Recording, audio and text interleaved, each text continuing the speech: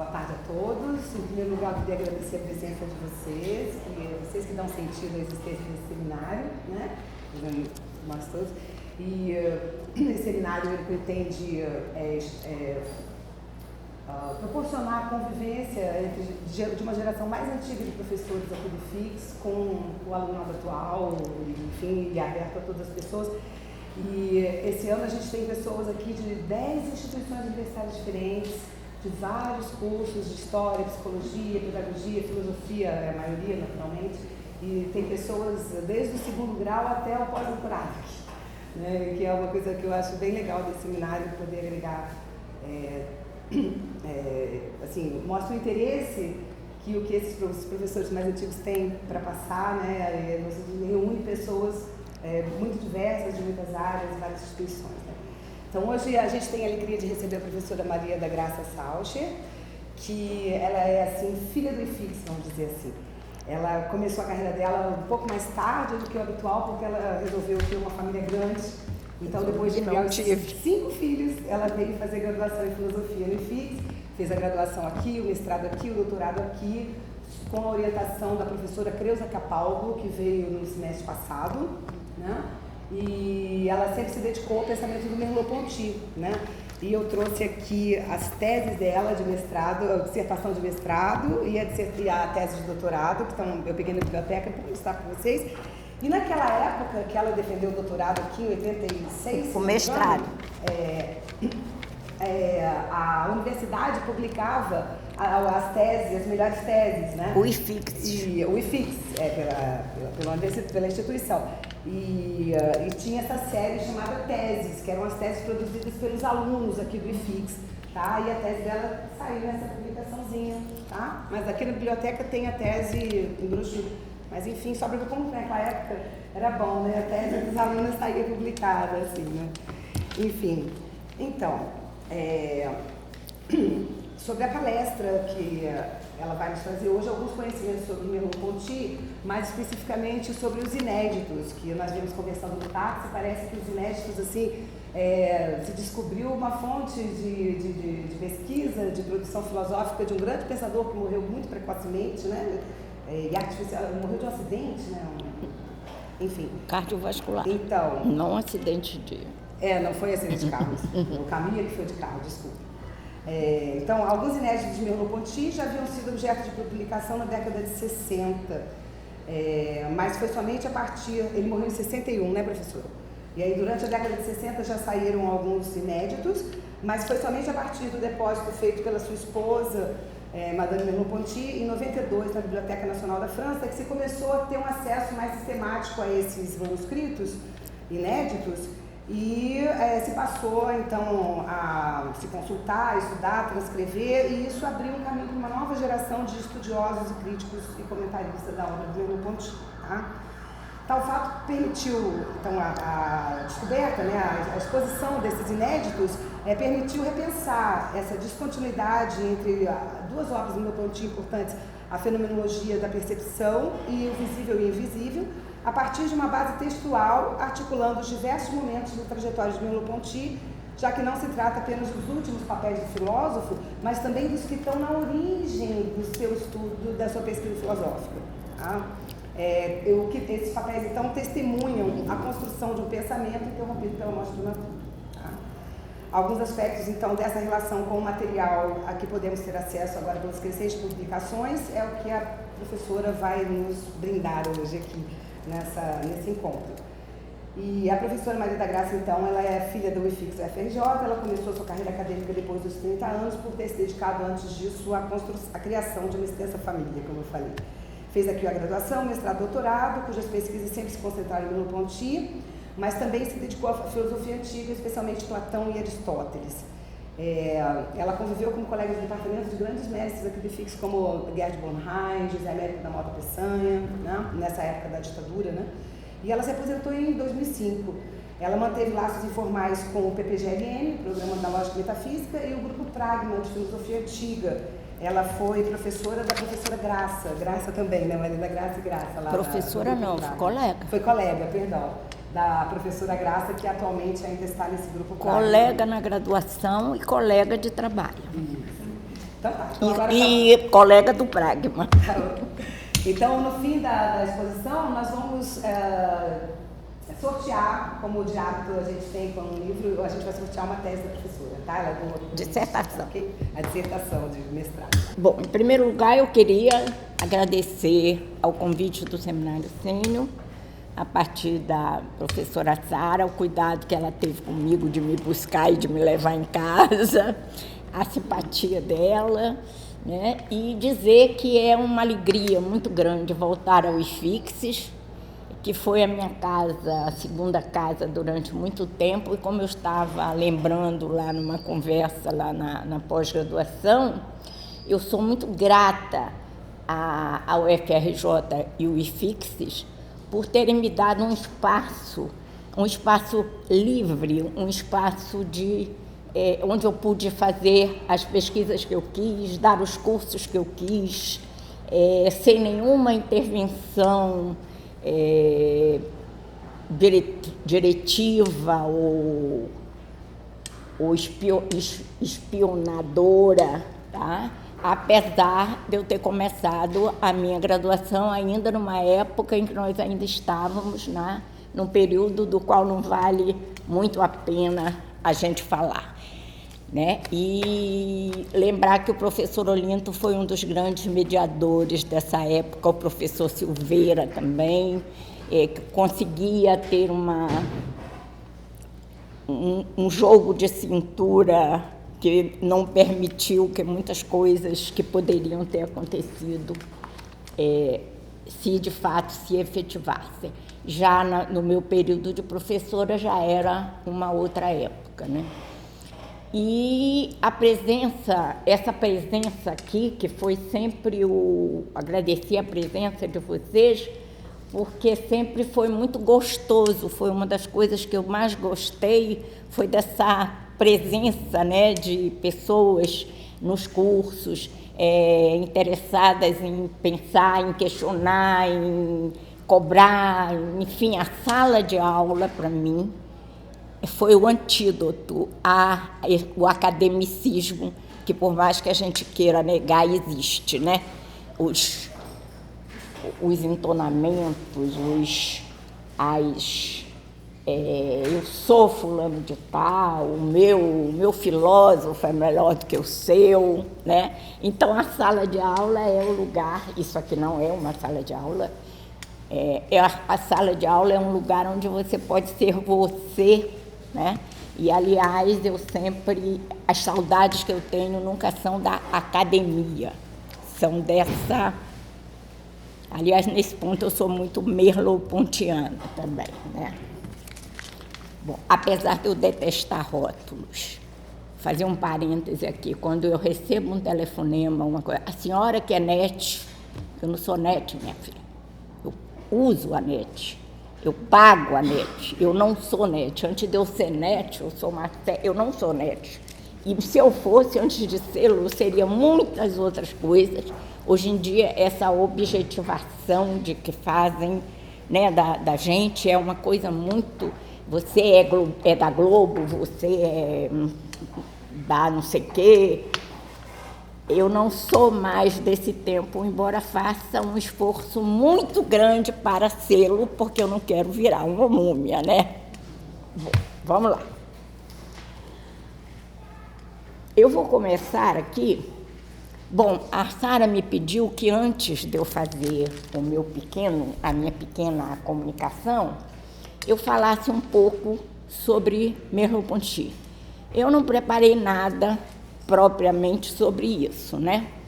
Então, o que eu teria, assim, para, de certo modo, dizer para vocês?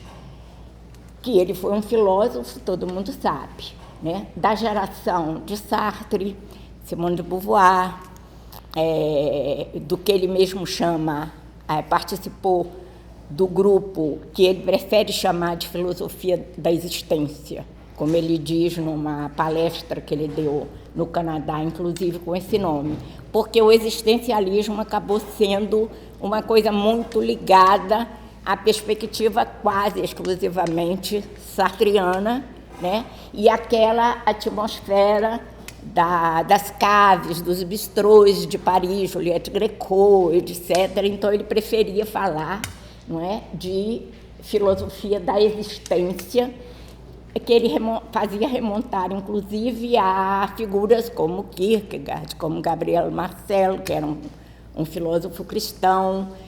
E ele foi aluno de grandes mestres. É interessante, se um dia vocês puderem dar uma olhada na introdução da estrutura do comportamento, ele traça um panorama do que era a academia na época que ele estudou, né? Inclusive falando dos grandes mestres que ele teve, mas sempre tendo também uma perspectiva crítica, né, em relação a isso. Aliás, ele foi muito irônico em determinados momentos. Por exemplo, o prefácio da Fenomenologia da Percepção foi pedido a ele após ele ter entregue a tese. Não havia aquele prefácio, né? E foi exigido quase dele que ele fizesse uma explanação sobre o que era a fenomenologia, e ele começa dizendo assim, é muito estranho que depois de tantos anos de conhecimento de Husserl, eu ainda tenha que falar do que é a fenomenologia. Ele tinha esses rasgos assim de ironia, né? E ele foi olha, eu não diria que ele foi propriamente um discípulo de Husserl, porque quando ele conheceu a filosofia de Husserl, eu falo aqui um pouco, ele já tinha uma trajetória, né? E o Husserl tinha trazido, quer dizer, a atmosfera dos bares onde Sartre, um tempo que o Sartre escrevia os seus textos nas mesas dos bares, né, um tempo de filósofo da Rive Gauche, etc. E um dia um filósofo que tinha vindo da Alemanha falou assim, olha, eu estou impactado com um filósofo e os seus seguidores da Alemanha, cujo movimento se chama Fenomenologia, e eles são fantásticos, porque eles raciocinam até sobre um bico de gás, né?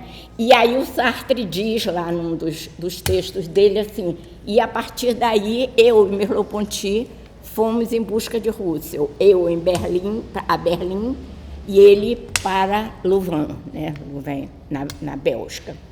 Então é nessa atmosfera que o Merleau-Ponty funciona, e numa época onde ele teve uma formação muito sólida, que ele não nega em filosofia clássica, tanto antiga como medieval e como moderna, que, de certo modo, permanece e vivifica muito o seu modo mais crítico, mais de trabalhar determinadas questões, né? E é muito controvertido até que ponto, mas eu vou falar isso mais adiante, ele foi, de fato, e permaneceu, de fato, um discípulo de Husserl. Eu aí vou logo antecipar aqui para vocês uma coisa que eu digo na palestra, que numa entrevista, e perguntaram para ele alguma coisa sobre a relação dele com... Ele disse assim, eu fui durante muito tempo influenciado pelo fenomenólogo Edmund Husserl, etc, etc. Aí o entrevistador aproveitou e disse assim, e de quando data o seu divórcio com ele? Porque isso já corria, né? E ele diz assim, olha, desde o início. Mas foi realmente um divórcio? O Husserl mudou muito e ele tem um vocabulário muito diferente quando ele fala do corpo, que já era uma das preocupações, não é? De Merleau-Ponty. E num outro lugar, ele se referindo a isso, ele diz, olha, e há muitos divórcios que são muito mais bem-sucedidos do que muitos casamentos. Então, essa relação amor e ódio, se a gente pode dizer assim, ela existiu sempre, né? Desmentindo, de certo modo, uma perspectiva de alguns comentaristas que houve um abandono da relação de Russell com Merleau-Ponty. A relação não, que a relação não existiu, mas a relação acadêmica, intelectual entre os dois, né? E eu digo na minha tese que, para mim, o grande interlocutor de Merleau-Ponty continuou sendo Russell, e, por incrível que pareça, os inéditos confirmam isso hoje. Não que eu queira tá? Mas, de qualquer modo, algumas das minhas intuições na minha tese... Desculpe, tirei do lugar. Algumas das minhas intuições na minha tese foram confirmadas pela...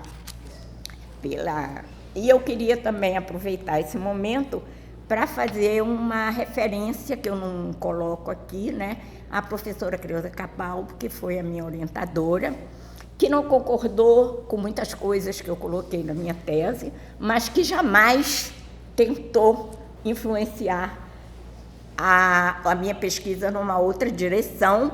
Apenas ela disse na hora da tese assim: esta foi a tese que a Maria da Graça quis fazer e que eu orientei, né? Então, ela foi assim, uma pessoa super importante para mim, super generosa, numa época em que a gente não tinha todo esse instrumental de pesquisa, onde eu não podia estar me locomovendo para bibliotecas em outros países, etc., onde era difícil a gente conseguir, às vezes, uma cópia de um artigo de revista. Ela abriu a sua casa, a sua biblioteca, para que eu pudesse pesquisar algumas coisas que ela tinha. Então, eu gostaria de deixar esse lembrete aqui, tá? Que ela foi uma pessoa muito importante em toda a minha trajetória acadêmica, desde que ela foi professora da graduação. Bom, o Merleau-Ponty teve uma trajetória muito curta, né? Ele morreu com 50 e poucos anos, em 61, e a sua obra, o que a gente chama, depois eu vou falar isso aqui, mas o que a gente chama a sua obra é algo muito peculiar. O Merleau-Ponty não escreveu um livro, ele não tem um serenada, ele não tem uma crise, o que ele tem publicado são as suas duas teses, não é? As suas intervenções em colóquios, etc. Ele tem os textos que ele escrevia para revistas, etc., etc., ou em colóquios, que ele depois juntou em dois grandes livros que a gente chama hoje, o Senso e Não Senso e o Cines.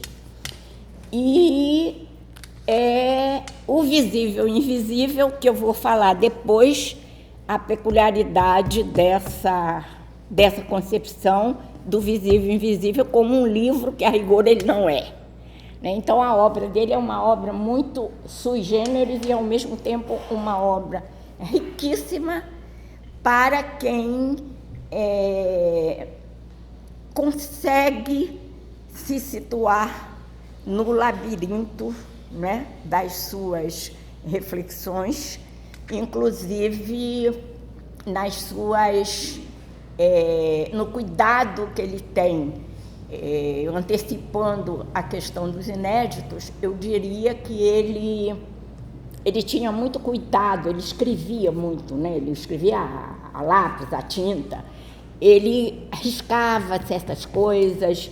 Ele, quando as publicava, ele não colocava o nome propriamente do filósofo, ele procurava sempre colocá-lo sobre uma rubrica mais geral, um idealista, um analítico, a filosofia analítica e tal. Ele tinha muito cuidado em não expor demais.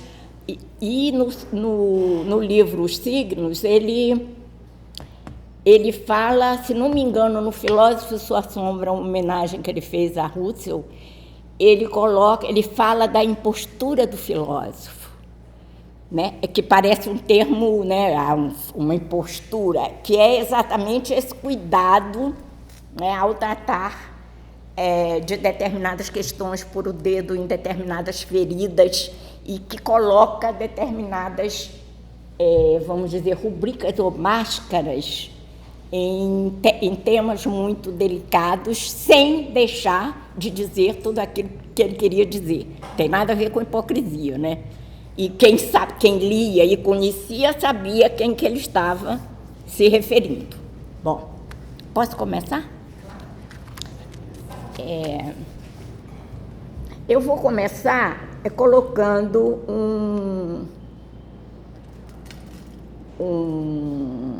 uma coisa que ele diz separada do contexto, que é assim, falando da pintura, né? Ele trabalhou muito a pintura, o impressionismo. Ele diz assim, se nenhuma pintura completa a pintura, se mesmo nenhuma obra se completa absolutamente, ele tem uns textos proféticos. Cada criação modifica, altera, esclarece, aprofunda, confirma, exalta, recria ou cria todas as outras. Se as criações não são uma aquisição, não é apenas que, como todas as coisas, elas passam. É também porque elas têm diante de si quase toda a sua vida. Tá? O tema proposto para esse encontro, eu vou ler um pouco e comentar um pouco, tá? Eu vou ler para eu não me perder. O tema proposto para esse encontro não constitui nenhuma novidade, né? Mesmo a descoberta dos manuscritos que a Madame Merleau-Ponty depositou na Biblioteca Nacional já data de 1992, já vão lá quantos anos, né? E em 1995, na Ilustrada da Folha de São Paulo, já havia uma manchete dizendo grande descoberta dos inéditos do filósofo Merleau-Ponty, reproduzindo uma colocação no Le Monde, né, da véspera. Foi em abril, mais ou menos, de 95, tá? Mas, curiosamente, por minha falta ou por outras circunstâncias, neste período eu não vi esta manchete e não houve uma repercussão aqui na academia, no IFIXES, nas publicações. Eu fui ver que eu tenho anais de congressos de fenomenologia, não vi grandes repercussões, embora eu já tenha adquirido já até em 95 mesmo, porque eles se referiam a um curso chamado, um dos cursos que ele deu no Collège de France, que era sobre a natureza, né? Que tem aqueles resumos do curso, mas foram sendo publicados o conjunto de textos que ele preparava para os cursos. E esse conjunto data de 95, eu já adquiri em 96, e eu fico sempre na dúvida se esse depósito, se esse texto já estava depositado na biblioteca ou se ainda estava, porque tem alguma coisa, ficou ainda alguma coisa na residência do Merleau-Ponty. Os textos que estão na Sorbonne na Biblioteca Nacional, são normalmente a partir dos anos 50. Os anteriores ficaram durante um tempo ainda na residência do Merleau-Ponty, e eu não sei se essa moça que transcreveu esse curso, ela já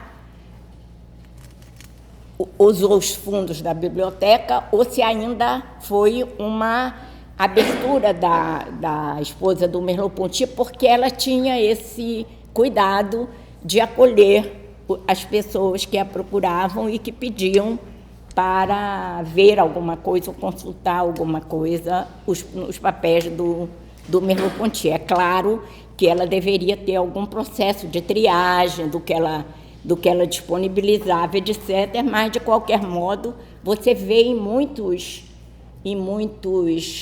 como é que se diz, em muitas introduções a essas transcrições, o agradecimento à Madame Merleau-Ponty por ter deixado consultar, etc., etc., etc. Eu não sei se eu estou cheia de não sei, né? Que bom. Eu não sei se como é que a essência dela também incluía os que já estavam depositados, se ela também teria que dar, ou se referiam só àquele momento onde ainda não estavam depositados, tá? Bom, então eu não quis trazer aqui, nem poderia, nenhuma novidade, né, para vocês. O que eu quis fazer foi, mesmo porque alguns inéditos, como a Sara já leu aqui, de Merleau-Ponty, já haviam sido objetos de publicação nos anos 60, principalmente a partir de uma escolha, de uma iniciativa do Claude Lefort, que foi um aluno, ex-aluno e depois colega e amigo de Merleau-Ponty, né? Mas tal iniciativa foi marcada, essencialmente, essa parte toda primeira aqui, ela é o resultado do que já está em determinados comentários. Eu não estou trazendo aqui nada de novo, né? Nem sei se vou trazer da minha parte. Foi marcado essencialmente por uma escolha editorial que consistiu, a partir de um minucioso trabalho de transcrição e edição, publicar em 1964 um conjunto de manuscritos inéditos, isolados do contexto da sua escrita. Por que isolados? Porque agora é quase consenso que esse conjunto fazia parte de uma obra que Merleau-Ponty vinha escrevendo e que levou elaborando 14 anos, né? E que foi sucessivamente mudando de nome, levando algumas pessoas a pensar que seriam obras diferentes, né?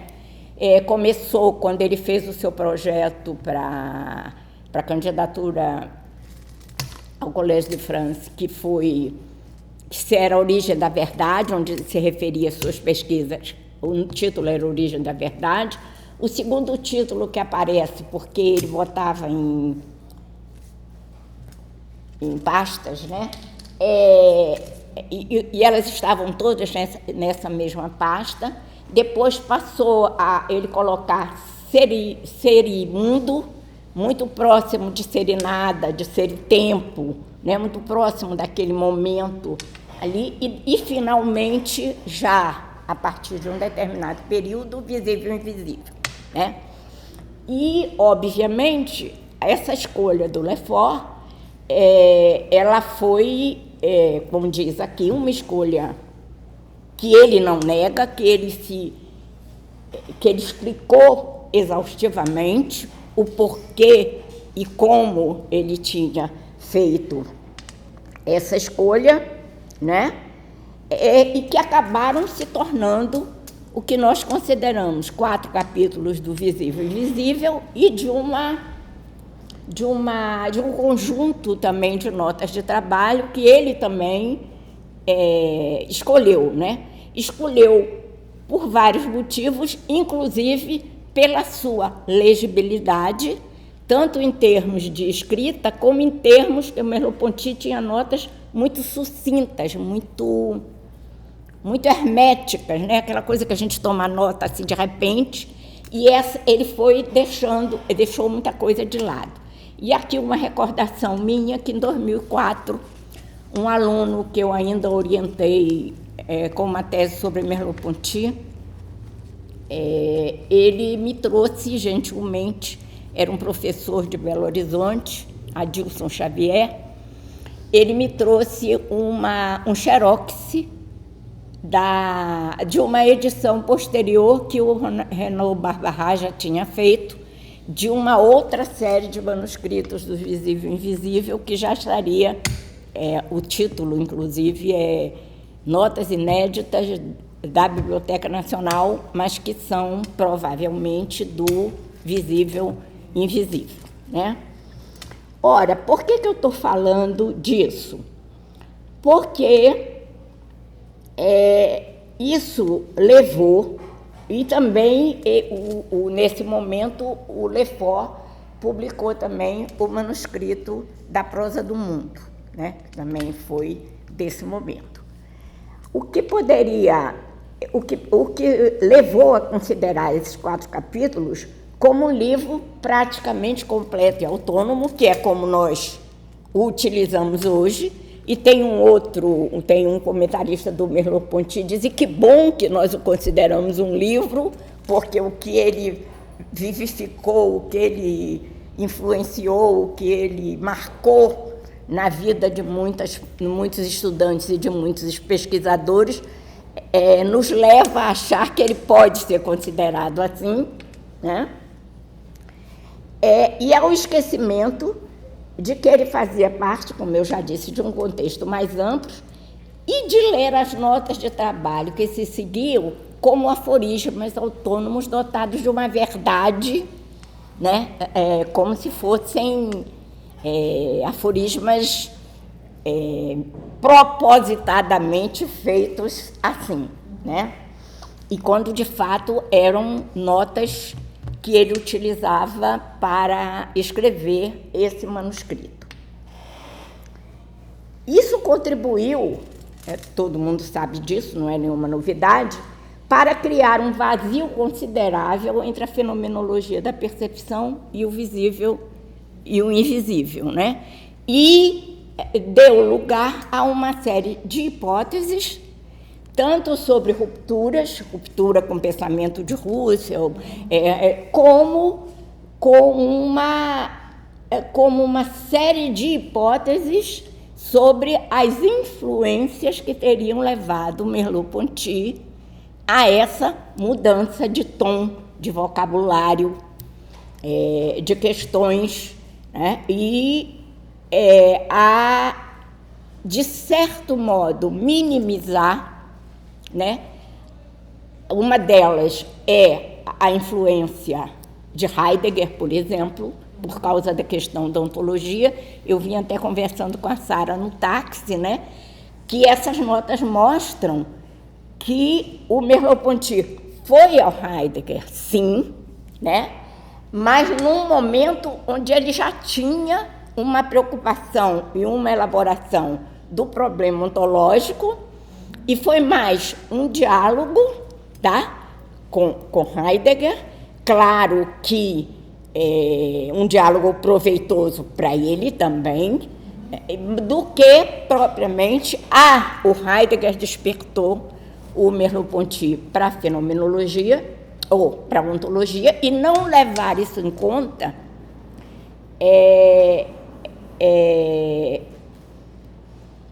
prejudica a compreensão da originalidade da interpretação que o Merleau-Ponty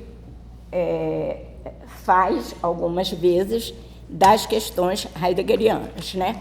E ele foi sempre muito respeitoso naquele momento complicado, que quando perguntavam para ele, ele respondia simplesmente assim, um grande filósofo alemão que trabalhou, foi discípulo de Russell, que tem uma obra muito importante. Ele jamais entrou, pelo menos publicamente, e até hoje eu não vi nenhuma, a não ser quando ele fala das etimologias de Heidegger, e quando ele fala de outras questões aqui, ele jamais entrou em discussões que a gente sabe que pululam, né, nessa época e nesse momento. Bom, e abrir um caminho, então, para uma série de hipóteses interpretativas fortes, muitas vezes fecundas, mas que eram desprovidas de uma base textual argumentativa suficiente e que foram, de certo modo, se tornando obsoletas a partir da descoberta dos inéditos, né? E eu, na minha tese, eu estou me colocando aqui porque eu estou conversando com vocês sobre esse momento da minha vida, eu não estou me promovendo, tá? Eu já tocava nesse assunto na minha tese, né?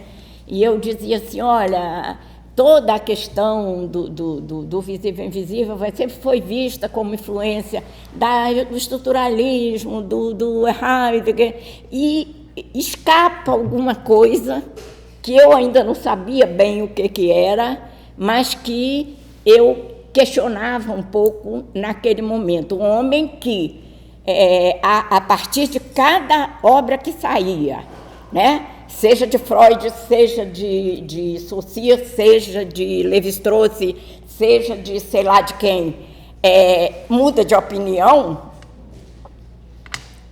alguma coisa está esquisita aí, qualquer semelhança com fatos atuais é mera coincidência.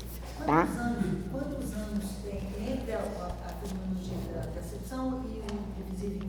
A fenomenologia da percepção é de 1900, quer dizer, foi defendida e foi publicada em 1945, né? E o visível e invisível, as datas são muito recuadas se a gente levar em conta esse manuscrito que ele preparava há 14 anos. Mas ele foi, de fato, publicado em 61, né? E ele tem realmente uma linguagem, umas imagens, umas metáforas, umas coisas que são bastante diferentes do tom. Como eu digo, afinal de contas, eram duas teses, né? Em duas teses ninguém vira poético, de repente. Né? Mas já ficou um pouco, não que essas, não é que não tenha havido esse diálogo dele com todos essas posições e etc. Mas não foram influências, porque senão, meu Deus do céu, como é que numa hora é Sartre, Heidegger, noutra hora é Lévi-Strauss, noutra hora é Saussure, noutra hora é não sei quem, mais não sei quem, mais não sei quem, como se o Merleau-Ponty não tivesse uma elaboração e um pensamento próprio, né? E isso aí diz respeito, e nós vamos falar logo adiante. Gente, vocês me cortem se eu estiver falando demais, hein? Porque ainda nem saí da primeira folha. Quando a gente for falar mais na frente, né, de outras questões mais... Bom, ora, o próprio Lefort já fazia isso, e foi a partir do depósito que essas coisas puderam ser não desmentidas no sentido, porque elas existiram, né, vai influir, inclusive, na maneira como Merleau-Ponty considera a história da filosofia. O que ele chama de uma história da filosofia subjetiva, né, onde o filósofo que fala e aquele de quem se fala estão juntos, né, estão presentes no momento da reflexão, e todo o conjunto de pensamento que os levou até aquele momento, né? Então, não que essas conversas não existissem e que ele não tenha se dedicado a interpretações e a incorporações, um termo que ele usa muito com Melanie Klein, né? E que ele vai, quando ele trabalha psicanálise já mais tarde, que ele fala de uma ontologia psicanalítica, ele fala das influências do inconsciente filosófico, né? E então essa riqueza é que torna difícil, inclusive, a gente preparar uma tese e preparar uma palestra para vocês. Vocês desculpem se em alguns momentos eu pareço muito confusa, porque o tema é confuso, né? Aí, esse panorama leva à pergunta que muitos comentadores procuraram elucidar do que seriam esses inéditos, né? Tem até um autor, Noble, agora eu não me lembro do primeiro nome dele, mas quando eu der o texto para vocês vai ter a referência, ele fala o que eles são e o que eles não são. E além de serem inéditos de Merleau-Ponty, há também inéditos sobre Merleau-Ponty, o que é fantástico, porque o orientador dele das teses, o nome dos componentes da banca, as questões que a banca colocou para eles, muitas delas daquele tipo que eu falei para você no carro, né? Enfim, a carta que o orientador dele fez por causa do atraso nas teses, por causa do momento da guerra, né? E como ele podia já ser colocado como professor, porque o atraso era devido, todas essas explicações sobre a obra e o momento de Merleau-Ponty, elas estavam também guardadas, né, na residência, né, do Merleau-Ponty. Bom, obviamente, o que eles não são? Não são uma obra maravilhosa que teria permanecido escondida, não são grandes novidades em relação ao que ele vinha trabalhando, não há nenhuma chave misteriosa para a gente decifrar a fenomenologia de Merleau-Ponty, e o que elas são? Exatamente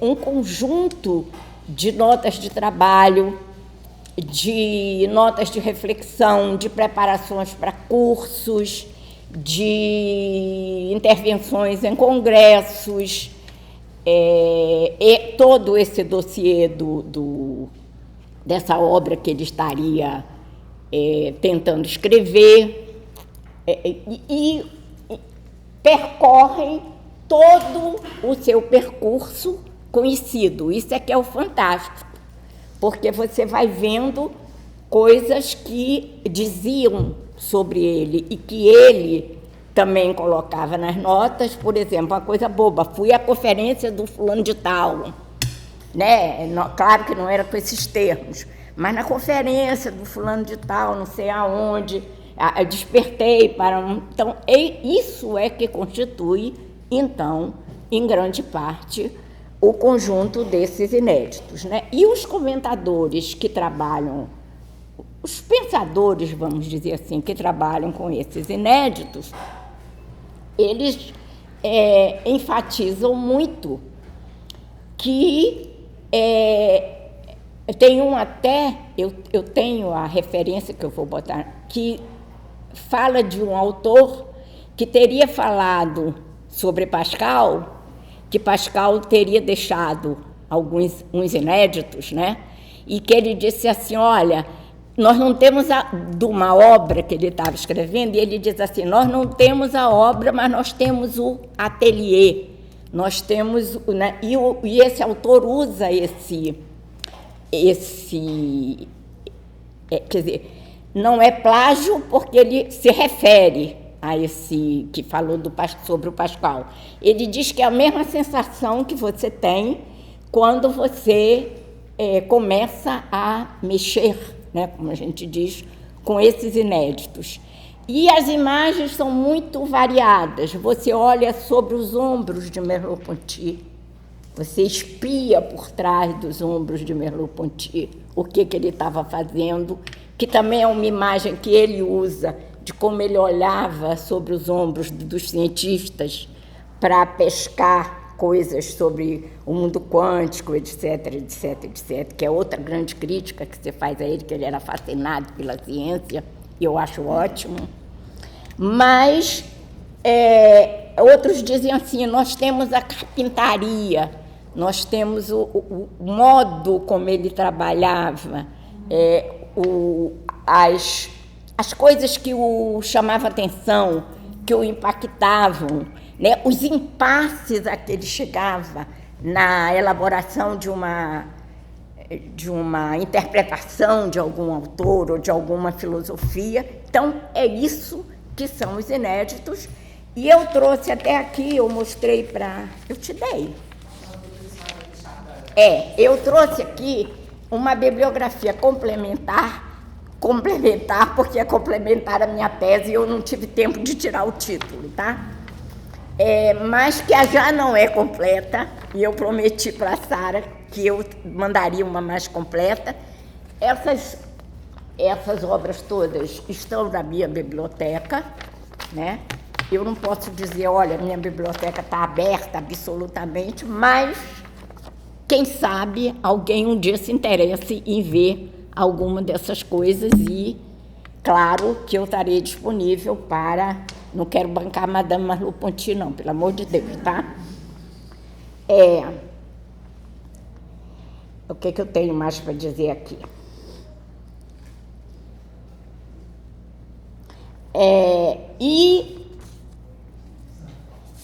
O curso, a lição inaugural no Collège de France, né, já mostra muito bem o tipo de relação que ele tem com a filosofia. Quando, é claro que é um discurso, mas é também uma aula inaugural, e ele diz assim, como que eu tenho o direito de estar aqui, né, se eu não tenho certezas, se eu apenas pergunto, né, e ele se refere ao que era considerado, essa é outra questão importante que eu queria falar com vocês, as citações esporádicas que ele faz sobre filósofos antigos, algumas das quais, inclusive, a Graça Augusto considerava erradas, porque ele diz, por exemplo, Sócrates mata Parmênides, e a Maria das Graças diria, não, é Sócrates que mata Parmênides, é o estrangeiro de Eleia. Mas, de qualquer modo, essas citações esparsas eram consideradas como coisas de circunstância, de repente, numa palestra, de repente, e, no entanto, nos inéditos, eu já vou tocar isso depois, né? Ele tem realmente a gente vê subjacente, inclusive, à sua concepção de filosofia, um diálogo muito grande com Platão, não em relação às respostas de Platão, mas em relação à atmosfera dos diálogos, essa coisa de onde o filósofo está presente, aquele que fala, aquele de quem se fala, e a não-filosofia, que é outro termo que é muito mal interpretado em Merleau-Ponty.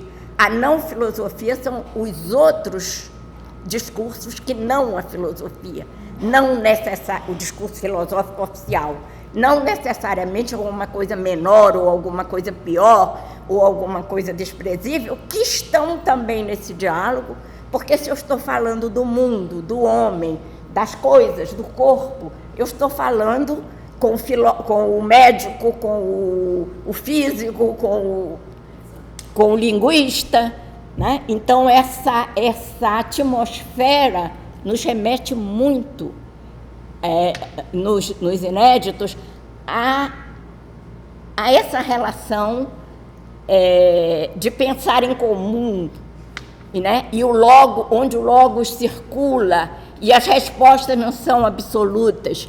Se vocês lembram, nos diálogos platônicos, a maioria deles, principalmente nos ditos aporéticos, né, os socráticos, há sempre uma circunstância, o navio vai partir, eu tenho que fazer até aquele prólogo da República, que seria considerado um diálogo autônomo, né, onde o Céfalo diz, agora eu vou deixar a discussão com vocês porque eu vou fazer o meu culto à minha deusa, o barco vai partir, a cicuta chegou.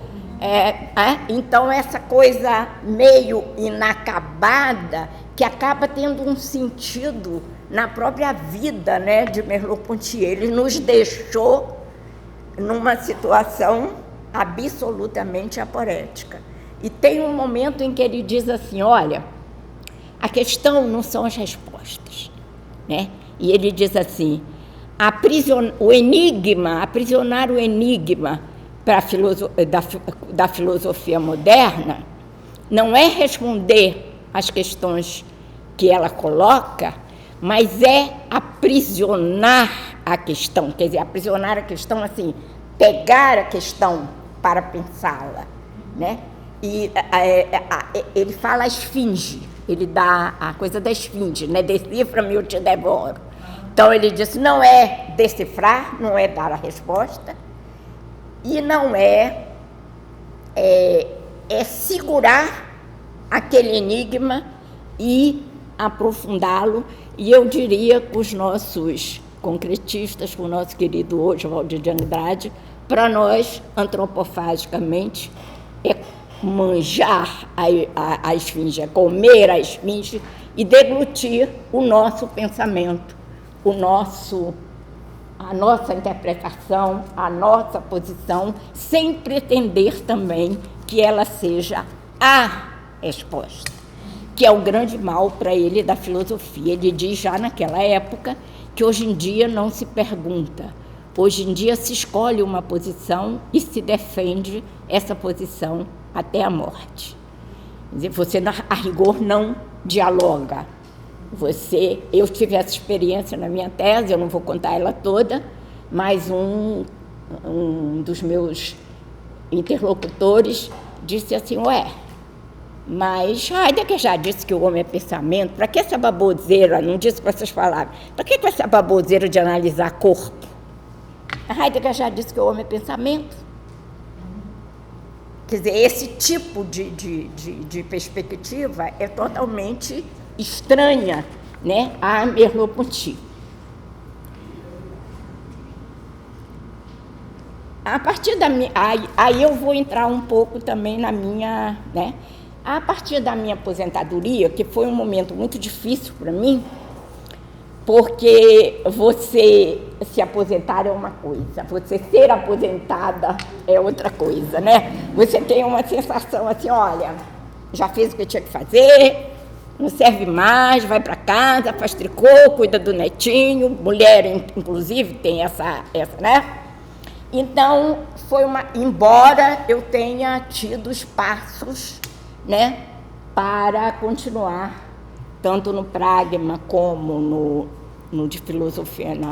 Mas eu também não quis, assim, um vínculo absolutamente oficial novamente. Então, foi um período muito difícil para mim. Eu tinha saído também de uma coordenação de graduação que também tinha me trazido alguns problemas que não adianta a gente pensar. E eu, de certo modo, fiquei assim numa espécie de um hiato, né? Assim, o que eu vou fazer? Claro que eu sempre tive muitos interesses, claro que eu sempre gostei de viajar, claro que eu sempre gostei de ler, não só filosofia, como várias coisas, inclusive, como muitos colegas meio Rio, um bom livro policial. Eu fiquei meio sem solo, embora por uma série de circunstâncias, de modificações de programas, etc., eu já tivesse me filiado ao grupo de filosofia antiga, né? Porque já não tinha mais aquele... Como é que chama esses... Você tem os grupos de grupos de pesquisa, pois é, de fenomenologia e tal, com a saída da professora Creuza e tal, depois já ficaram meio periclitantes, e eu comecei, não é, a dar alguns cursos na pós-graduação, né? Mas eu acabei voltando a uma leitura descompromissada de Merleau-Ponty, né, sobre Merleau-Ponty, e que se aprofundou com a constituição, por uma solicitação de algumas pessoas, de um pequeno grupo de estudos que eu fiz na minha casa, né, onde eu comecei, de fato, a aprofundar um pouco, e me levou a reler a minha tese que eu leio até hoje e escrevo, mas não vou publicar nunca, mas não é porque eu imite Merleau-Ponty, não, é porque eu sou desordenada mesmo. Vocês estão vendo pelo layout da minha palestra. Eu continuei a pesquisar, eu continuei a comprar as obras. Teve acesso aos manuscritos nessa época? Não, eu tive acesso aos manuscritos por via indireta, né?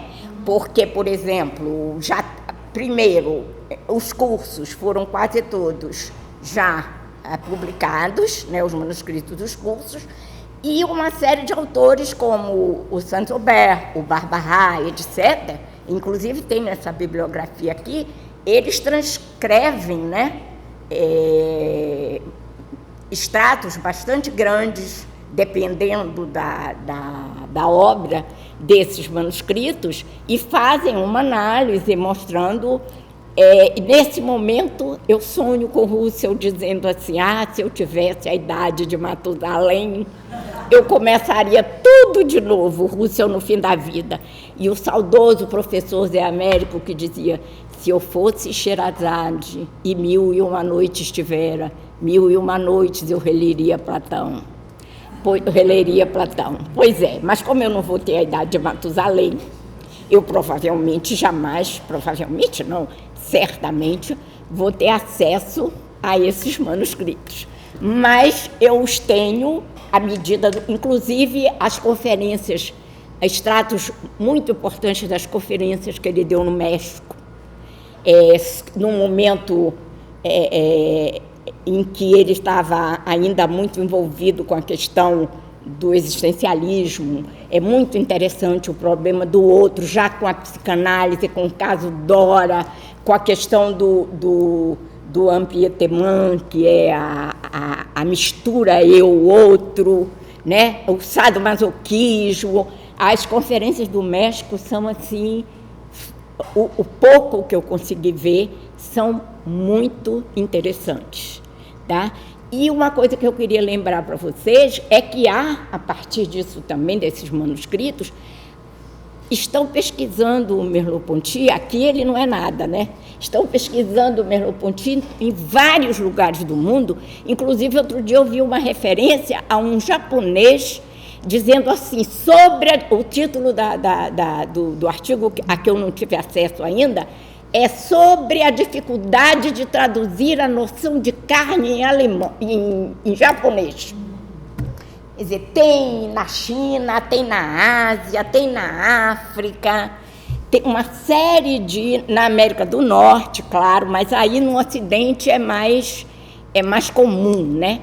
Há uma série, mas muitos artigos sobre muitas pesquisas, muita vinda aos arquivos da Biblioteca Nacional de pesquisadores do mundo. Bom, se eu renascer um dia, quem sabe eu vou à Biblioteca Nacional, né?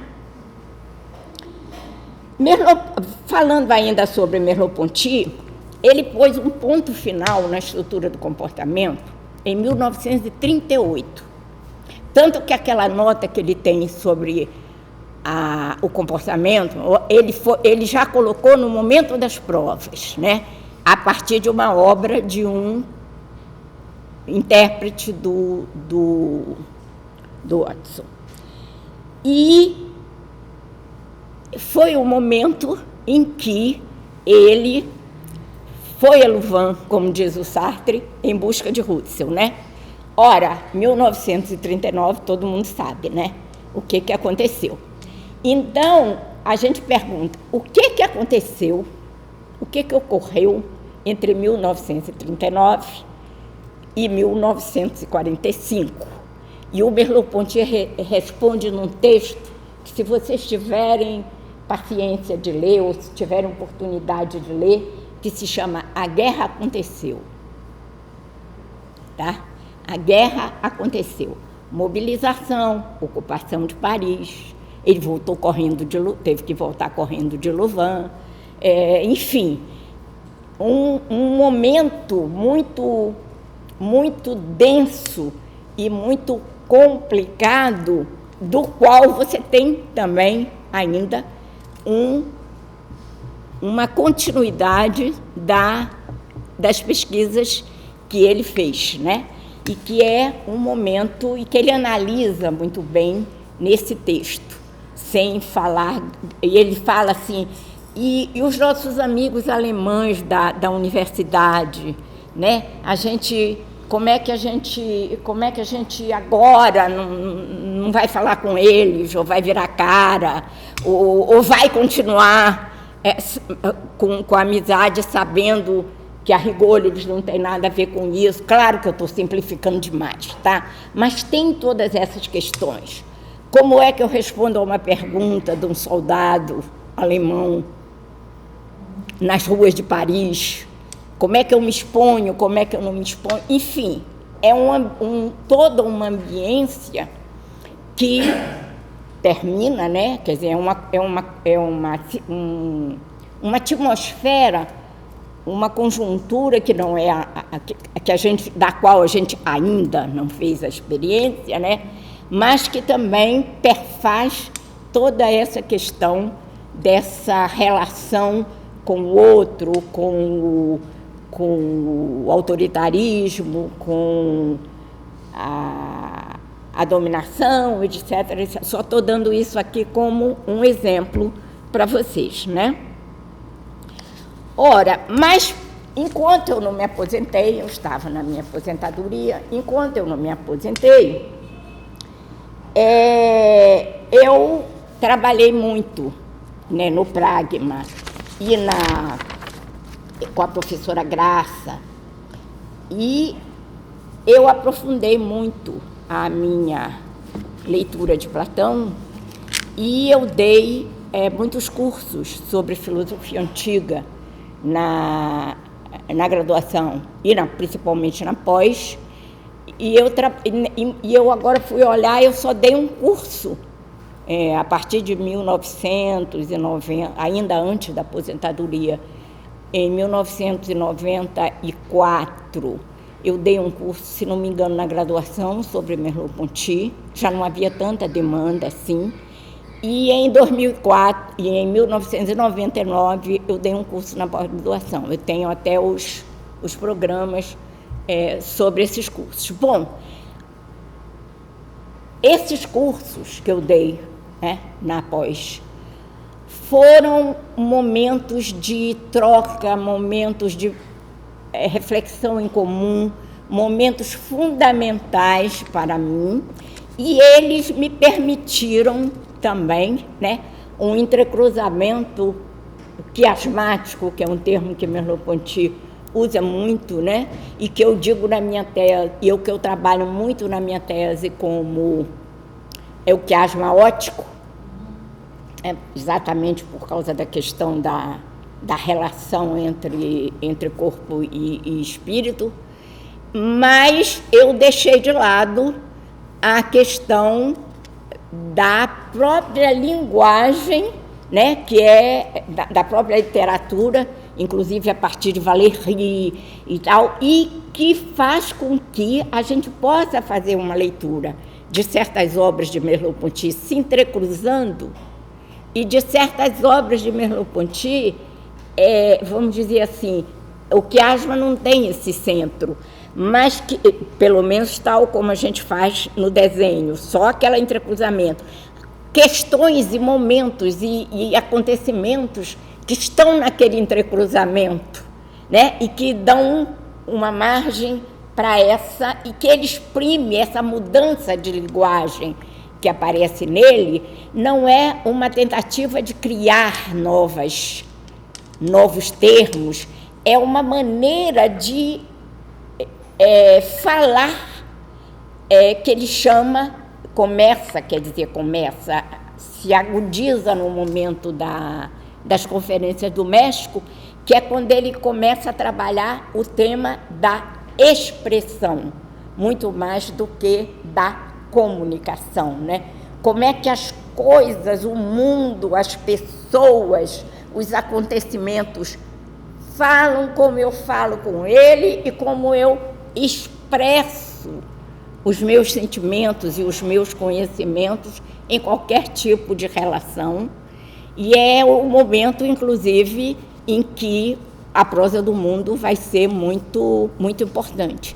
Então, se você começa a pegar determinadas obras, você vai vendo, olha, se cruzam determinadas obras, determinados escritos, né? O prefácio de Cines é um desses, né?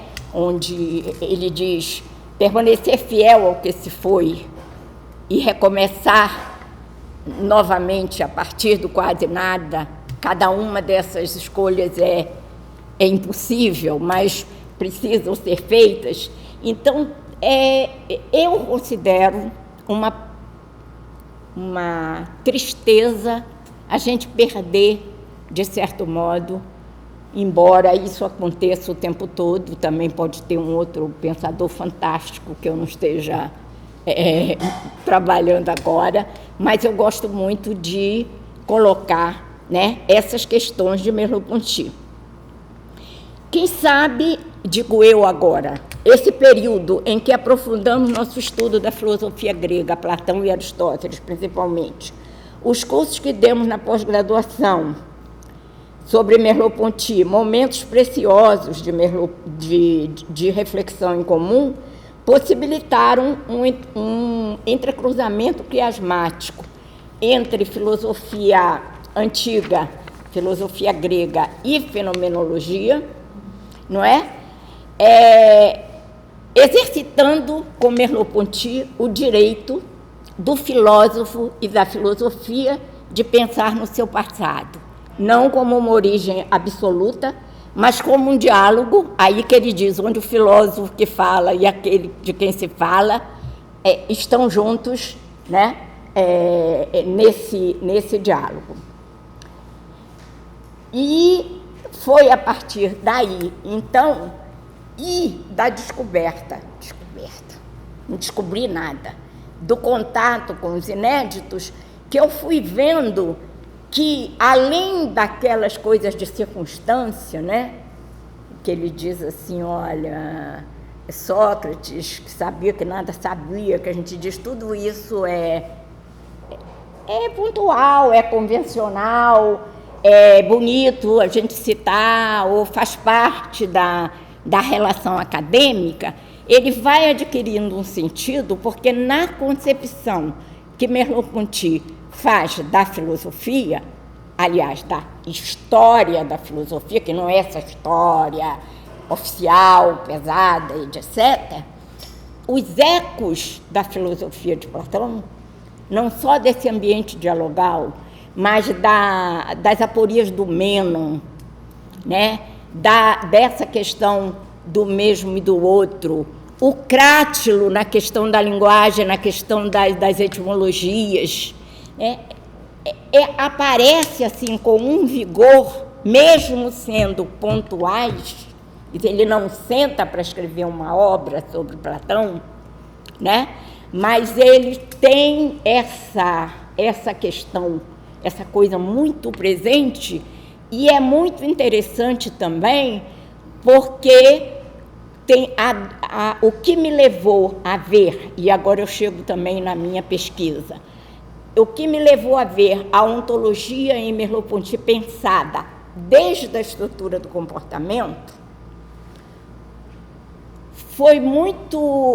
apesar de todo mundo considerar a estrutura do comportamento como tese complementar, uma obra menor, a hesitação do filósofo, que não sabe se pesquisa ciência, que não sabe, não tem ainda um método. O prefácio da estrutura do comportamento é um exercício de método. O Merleau-Ponty finge usar a linguagem do cientista, depois ele finge usar a linguagem do filósofo idealista, e depois ele entrecruza tudo isso para sair no que ele está querendo. É um exercício de método. E a questão da ficção, a gente sabe que para Russell, o que minimiza a questão de que, nesse tempo ele não conhecia Russell, ele não aprofundava Russell, mas naquele ambiente acadêmico e da beira do Sena, dos bares, dos sebos, etc., essas questões, as conferências de Kojève, os cursos não sei de quem, que Merleau-Ponty frequentava. Só uma perguntinha, desculpa. Não? Conheceu o Paul Ricoeur? Sim. Tiveram. E eu penso muito em Paul Ricoeur quando eu penso nesse conflito de interpretações, né? E o Paul Ricoeur tem uns textos muito, então, né, inclusive, alguns devem estar na minha bibliografia de tese. Se não estão na minha pesquisa atual. Minha pesquisa atual, que não tem nada de acadêmica, né? Mas que é séria. Bom, não sei se eu te respondi. Então, sim, eu tinha interesse, o que fala, eu respondi, influenciado por ele. Pois é. Mas eu não sabia se eles tinham, qual era a possibilidade, porque eu vejo que pela idade eles poderiam ter sido contemporâneos. Porque o Merleau-Ponty, ele fala de uma gama enorme inclusive no campo da literatura, né? E eu, quando comecei a minha tese, eu comecei pegando um texto dele que ele diz assim, quando Proust... Como é? Ai, meu Deus. Proust diz, né, que o fim de uma narrativa, o fim de uma narrativa é o relato do seu começo. E ele fecha esse ciclo quando o narrador, né, no caso ele, começa a escrever. Eu fiz essa imagem a partir do visível e invisível, com a estrutura do comportamento. Quando Merleau-Ponty termina a sua vida, né, quando Merleau-Ponty chega à estrutura do comportamento, chega ao visível e invisível, ele volta, ele vai, é uma questão, eternamente uma questão em retorno. O Ricoeur, se não me engano, traduz o termo que Husserl usa, eu não sei pronunciar alemão, né? Ele traduz como... Ele diz que tem o sentido em Husserl de uma comunicação à distância, como uma correspondência, né? E nesse momento, o Ricoeur está na minha tese, sim, tá? Agora me lembrando para te falar. Então, eu fiz esse percurso, e aí eu pergunto assim na minha tese, quando se fala da filosofia de Merleau-Ponty, onde está o começo e onde está o fim? O começo está numa memoir, que seria uma espécie de monografia, que a gente faz no final de curso, ele fez para conseguir o diploma de estudos superiores, que foi em Plotino. Em princípio, isso poderia ser uma contingência. Todos eles, nessa época, Sartre, Simone de Beauvoir, Camus, fizeram suas monografias em pensadores, porque era a influência dos professores da época, Breyer, Brunswick, em autores bastante... Né? Mas o título da conferência do Merleau-Ponty, da Memoir de Merleau-Ponty, é a questão do múltiplo inteligível em Plotino. E logo em seguida ele fala da questão do silêncio, que ele diz lá, no momento, embora nós não tenhamos isso, onde está implicada a questão do silêncio, que é uma questão recorrente em Husserl e em Merleau-Ponty, né, a partir de uma frase talismã de Husserl, como chamam os comentadores. E no final, o inacabamento da estrutura do comportamento. Então, para mim, isso que poderia ser atribuído, gente, olha a hora, hein?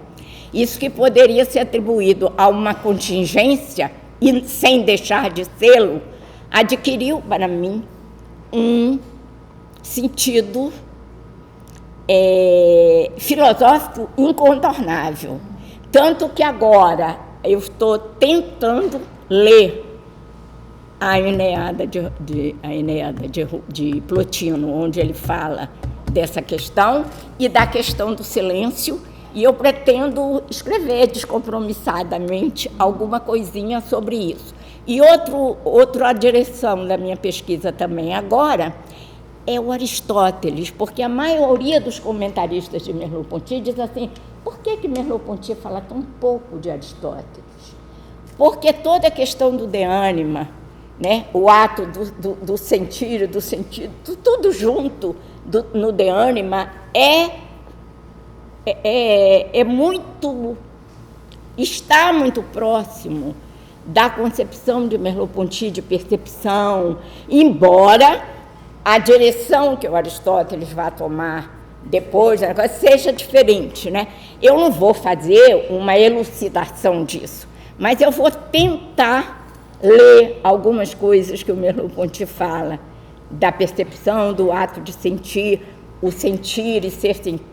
Eu pego a minha mão direita com a minha mão esquerda, quem é que segura, quem é que é segurado, etc, etc. Eu estou com vontade de fazer alguma coisa, se eu tiver a idade de Matusalém, né? Se o barco não partir, sobre Aristóteles, porque eu tenho uma pesquisa sobre Aristóteles, mas em relação a Platão, com a questão ai meu Deus, deixa eu me lembrar agora. Olha, gente, minha filha, tal de felicidade, de feliz não tem nada. A gente finge que tem, mas não tem, não. A diferença em Platão, o sentido da diferença de como você difere anfíbio de não anfíbio, que todos os comentaristas dizem que já estava na academia, né? E eu tenho, se vocês quiserem um dia, eu tenho inclusive impressozinho assim, com arrumadinho, não é essa bagunça aqui não, tá? Se vocês se interessarem um dia, não para eu ouvir falar, mas para vocês verem, eu teria. Bom, e eu, para terminar, né? Eu só queria lembrar de uma outra coisa, voltando a essa questão da filosofia clássica. 2 autores, aliás 3, um francês e posterior, mas 2 autores brasileiros foram fundamentais para que eu tomasse esse caminho. Um deles, o professor Gerd Boheim, num texto que ele tem, num artigo que ele tem sobre o título é Fenomenologia e Causalidade, e o Antônio Muniz de Rezende, né, que eu vou tentar achar aqui, aonde eu coloquei isso, se vocês me derem mais um pouquinho de paciência, se tiverem mais um pouquinho de paciência, eu vou ver se eu acho. Porque eu acho que é uma coisa importante para o que eu estou querendo fazer. Deixa eu ver se eu acho. Não vou achar, não. Para o professor Gerd, a questão toda a questão que ele trabalha na estrutura do comportamento, inclusive a partir da sua primeira frase, né, nosso fim é de compreender as relações entre a consciência e a natureza. O Gerd diz nesse artigo que ela já é de saída tem de saída uma índole ontológica. Índole é o que ele usa, uma índole ontológica. E ele tem todo um desenvolvimento disso.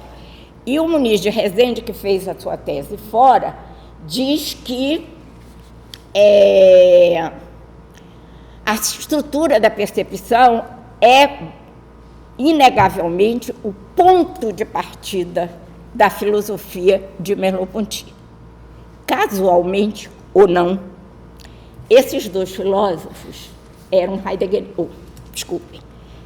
sem nenhuma restrição, eram hegelianos, tá? Inclusive, essa questão da causalidade em Heidegger incomoda, da causalidade que o Gerd fala, incomoda muito alguns fenomenólogos, tá? Mas, se a gente for para os cursos, né, sobre a dialética que Merleau-Ponty dá, o Merleau-Ponty diz, olha, hoje quando se fala de dialética, se esquece que a dialética tem uma história. Se fala de Hegel e Marx, mas se fala de um Hegel cortado de alguma coisa que ele tem de muito importante, né? Que ele compartilha com Platão, que é a questão das mediações. Aí ele vai exatamente falar, eu queria achar, mas aí ele vai dizer, eu vou achar, porque eu tenho que achar, 2 minutos, está aqui. As mediações tão importantes para ele, né? Ele diz, numa intervenção que ele fez nos encontros internacionais de Genebra, e numa das intervenções, numa das sessões públicas, ele diz que mesmo um filósofo como Platão não fez outra coisa senão confrontar o um com o múltiplo e estudar suas relações. E as mediações pelas quais elas entram em relação. O que Ais explica. E ele diz assim, e como Hegel também, foi cortado o Hegel. Segundo ele, eu não sou especialista em Hegel, pelo amor de Deus, foi cortado do Hegel numa interpretação que se fazia no marxismo daquela época, lá na França, de Merleau-Ponty, dessa questão. Não é que foi cortado, não se dava muita atenção a essa questão das mediações. Então, juntou tudo, o Gerd, o Antônio Muniz, para me lembrar, então, dessa importância que teve esses que motivaram, né? Eles me motivaram para terminar o que não pode ser terminado, né?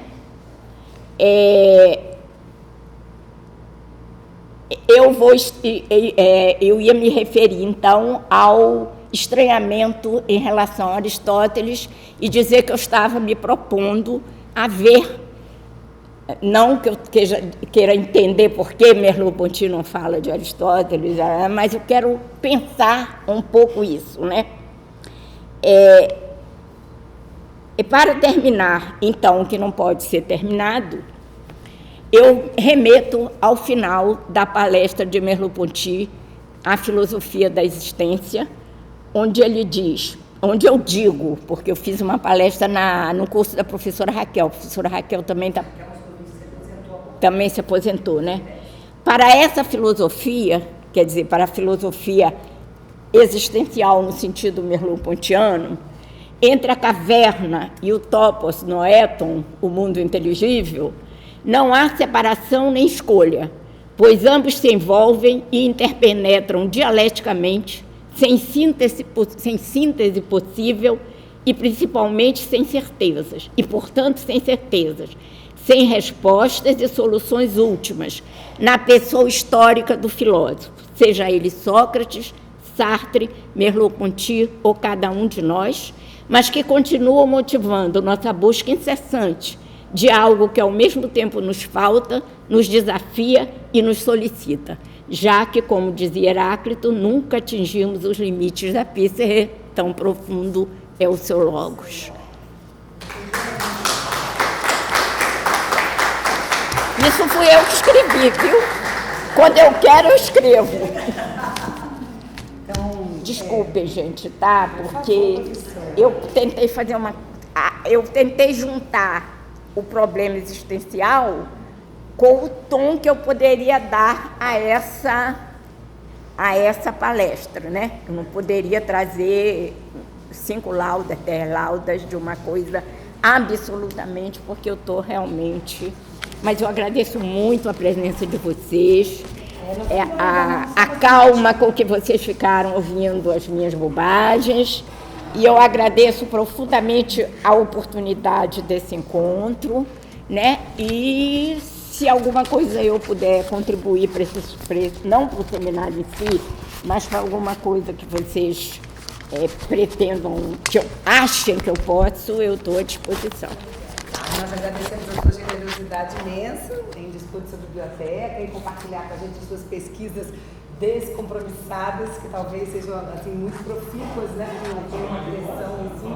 A gente abre agora para discussão. Quem quiser fazer pergunta para a professora, por favor. O meu autor de estudos é o Conquer.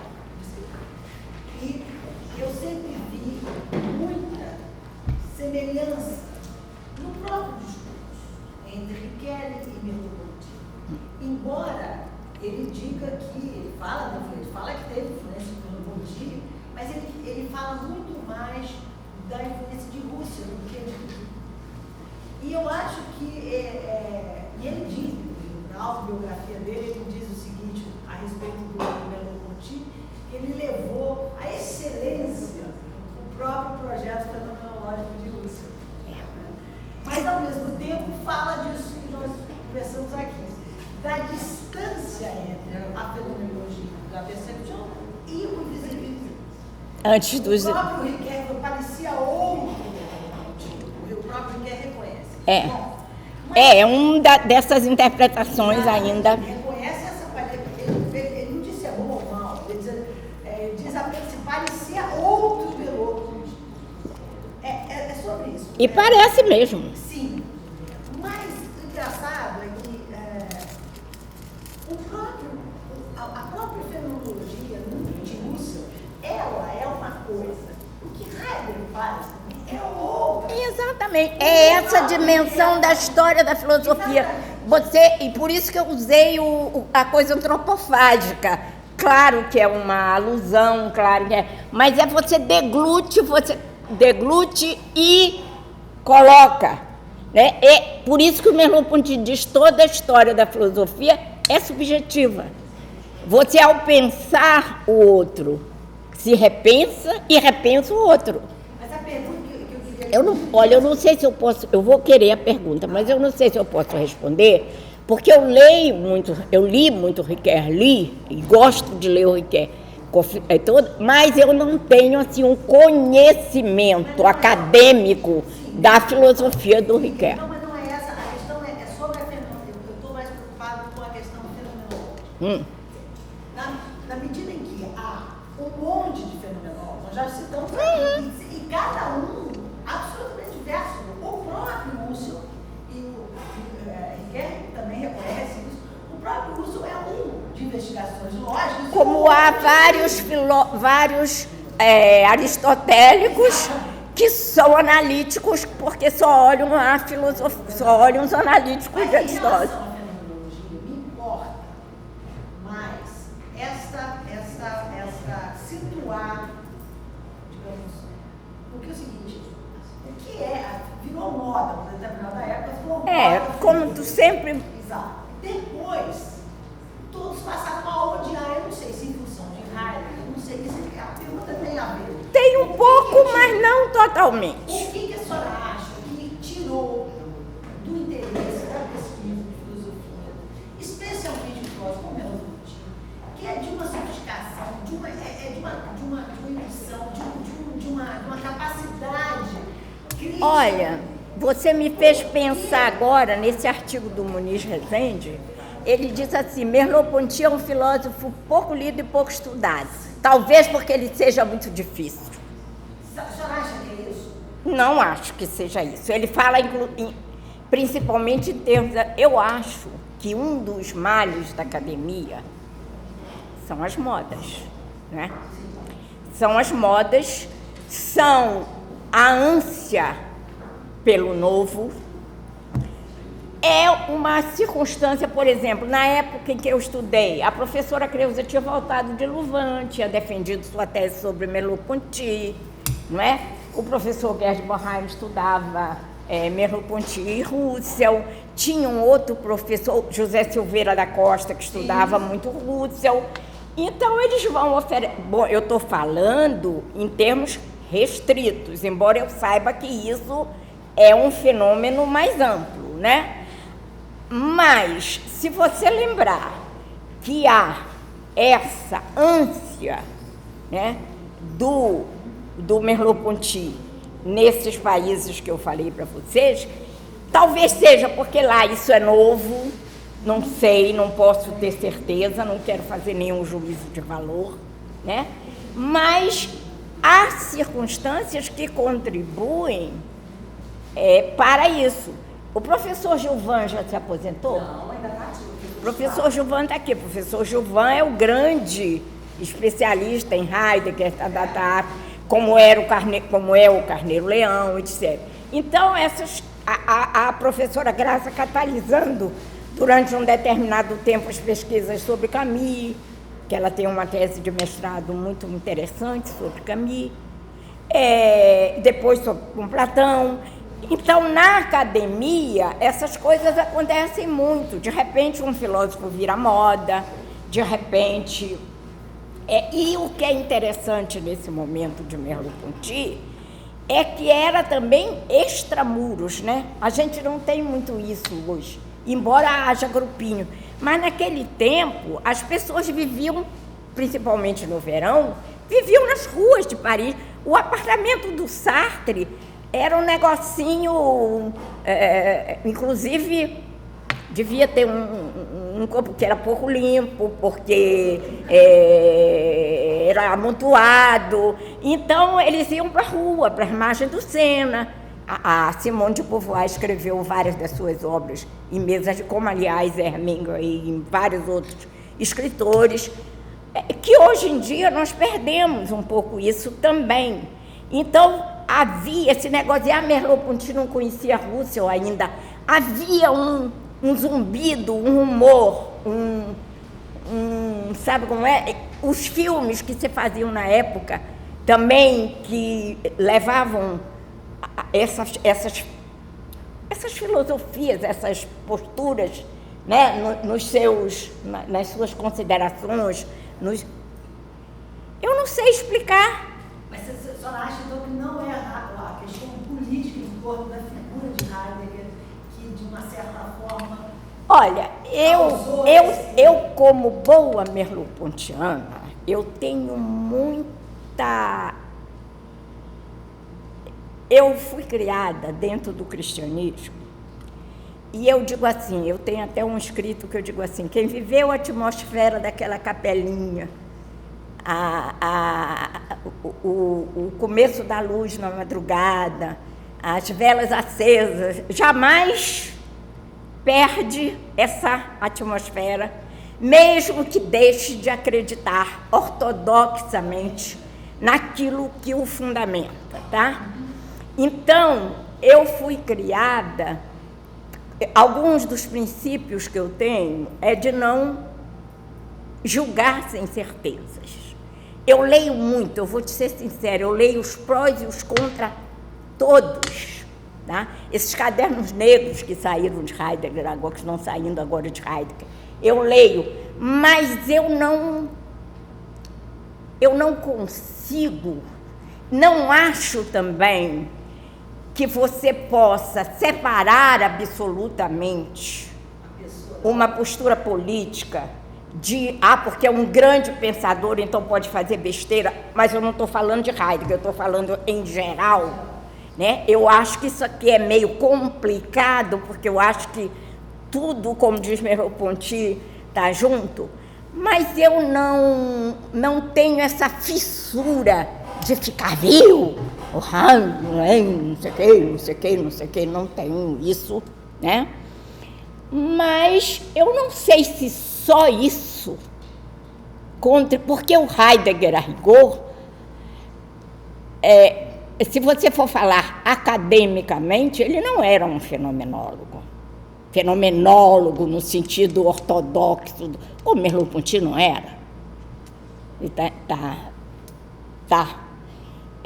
Eu não sei se essa atmosfera, que eu não sei até onde alcança, tem tanto poder assim para afastar o interesse, eu não sei. Eu acho que são áreas dos tempos. Eu não sei te responder, para te ser sincera. Por que a fenomenologia não está sendo dentro do IFIX eu posso até compreender.